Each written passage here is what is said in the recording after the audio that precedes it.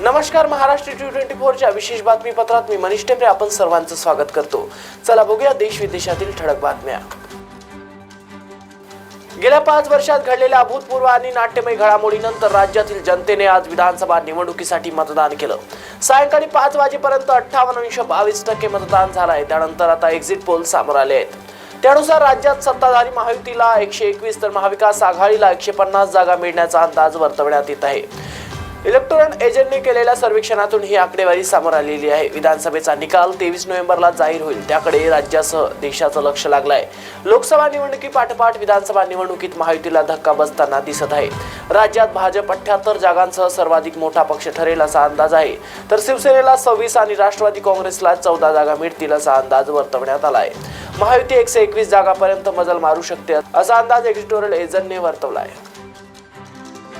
मनसेने 2024च्या लोकसभा निवडणुकीत महायुतीला बिनशर्त पाठिंबा दिला होता, मात्र विधानसभेच्या निवडणुकीत मनसे प्रमुख राज ठाकरे यांनी एकला चलो रेचा नारा दिला। मनसेचे राज्यात 128 विधानसभा मतदारसंघात उमेदवार उभे केले। मनसेने उमेदवार उभे केल्याने याचा फटका महायुती आणि महाविकास आघाडीला बसण्याची अंदाज बांधला गेलाय। मागील 5 वर्षात राज्यात अभूतपूर्व घडामोडी घडल्या। चित्रविचित्र आघाड्या युत्या राज्यातील जनतेने पाहिल्या। आपण मत कुणाला दिला आणि ते नेमकं कुठे गेलं असा प्रश्न मतदारांना पडलाय। या सगळ्या घडामोडींच्या पार्श्वभूमीवर राज्यात विधानसभा निवडणुकीचं मतदान पार पडलं। या मतदानानंतर विविध एजन्सीजचे एक्झिट पोल येऊ लागले आहेत। चाणक्य स्ट्रॅटेजीजच्या सर्वेनुसार राज्यात पुन्हा एकदा महायुतीचं सरकार येऊ शकते। चाणक्य स्ट्रॅटेजीजच्या सर्वेनुसार महायुतीला 152 ते 160 जागा मिळू शकतात। बहुमतासाठी 145चा जादुई आकडा गरजेचा आहे, तो महायुती पार करेल असा अंदाज वर्तवण्यात येत आहे। भाजप तिसऱ्यांदा राज्यात विधानसभेचा सगळ्यात मोठा पक्ष ठरण्याची शक्यता आहे। सलग तिसऱ्यांदा भाजप ही किमया साधेल असा अंदाज चाणक्य स्ट्रॅटेजीजच्या सर्वेनुसार भाजपला 90 जागा मिळू शकतात। विधानसभा निवडणुकीचे मतदान संपन्न झालंय। निवडणुकीचा निकाल 23 नोव्हेंबरला लागणार आहे। मतदान संपल्यानंतर अनेक एक्झिट पोल समोर आले आहेत। महायुती आणि महाविकास आघाडीत प्रचंड चुरस पाहायला मिळाला आहे। एक्झिट पोलनुसार महाविकास आघाडीला 135 ते 150 जागा मिळण्याचा अंदाज आहे। सरकार स्थापनेसाठी 145 बहुमताचा आकडा आहे। महाविकास आघाडी बहुमताचा आकडा पार करताना दिसत आहे। भास्करच्या एक्झिट पोलनुसार सत्ताधारी महायुतीला 125 ते 140 जागा मिळू शकतात। महायुतीने एक्झिट पोलच्या अंदाजाप्रमाणे कमाल जागा खरी मिळवल्या तरीही ते बहुमतापासून दूर राहतील। अन्य पक्ष आणि अपक्षांना 20 ते 25 जागा मिळवण्याचा अंदाज वर्तवण्यात आलेला आहे। महाराष्ट्रातील विधानसभा निवडणुकीसाठीची मतदान प्रक्रिया पार पडली आहे।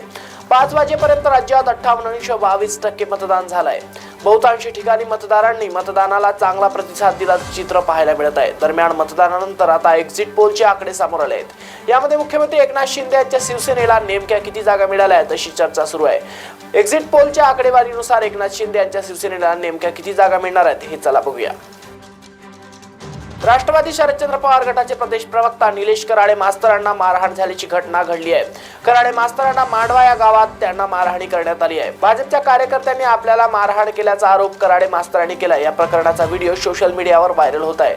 मारहाण झाल्यानंतर कराळे मास्तरांनी वर्ध्यातील सावंगी पोलीस स्टेशनमध्ये तक्रार नोंदवली आहे। या प्रकरणानंतर काही काळ तणावाचं वातावरण निर्माण झाल्याचं दिसून आलंय। वर्ध्यातील मांडवा या गावातून मतदान करून परत येत असताना कराळे मास्तरांना ही मारहाण झाली।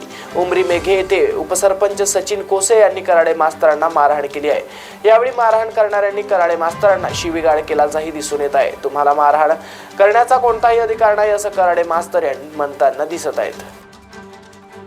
राज्यातील विधानसभा निवडणुकीसाठीचा मोठा उत्साहात मतदान पार पडलं। राज्यात सायंकाळी 5 वाजेपर्यंत 58.22% मतदान झालं असून मतदानाची टक्केवारी आणखी वाढणार। आता मतदानानंतर निवडणूक एक्झिट पोलचे आकडे समोर आले आहेत। त्यानुसार राज्यात महायुतीची सत्ता येण्याचा अंदाज दिसून येत आहे। महाविकास आघाडी सत्तेच्या जवळ पोहोचत असल्याचं पाहायला मिळत आहे।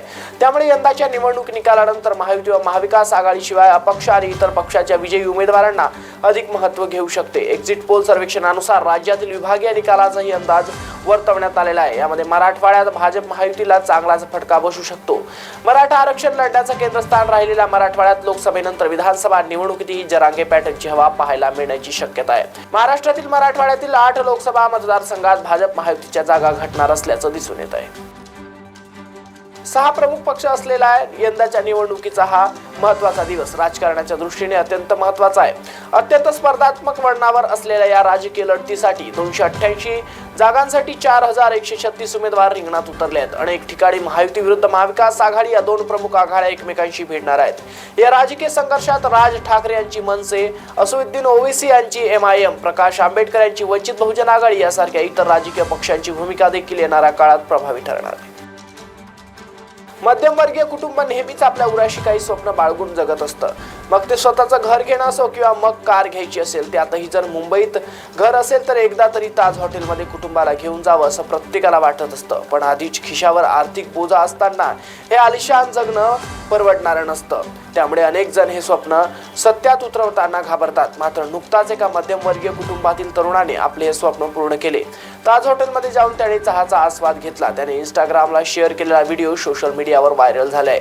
चहा हे पेय तसे भारतीयांचं प्रिय, घरातील बाल्कनीपासून ते नाक्यापर्यंत अनेक ठिकाणी ही चहा पिण्यासाठी आवडती असतात। पण चहा पिण्यासाठी तुम्ही किती पैसे मोजू शकता असं विचारलं तर तुमचं काय उत्तर असेल?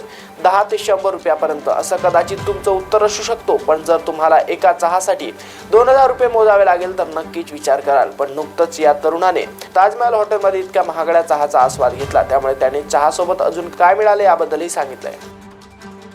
महाराष्ट्रात 288 विधानसभा जागांसाठी मतदान झाल्यानंतर आता एक्झिट पोलचे निकाल समोर आले आहेत। एक्झिट पोलनुसार महाराष्ट्रात महायुती आणि महाविकास आघाडीत अटीतटीची लढत पाहायला मिळू शकते। एक्झिट पोलनुसार महाराष्ट्रात सत्ता पालटही होऊ शकतो किंवा महायुती पुन्हा सरकार स्थापन करू शकते। मात्र 5 पैकी 4 एक्झिट पोलचा निकाल महायुतीच्या बाजूने आहे।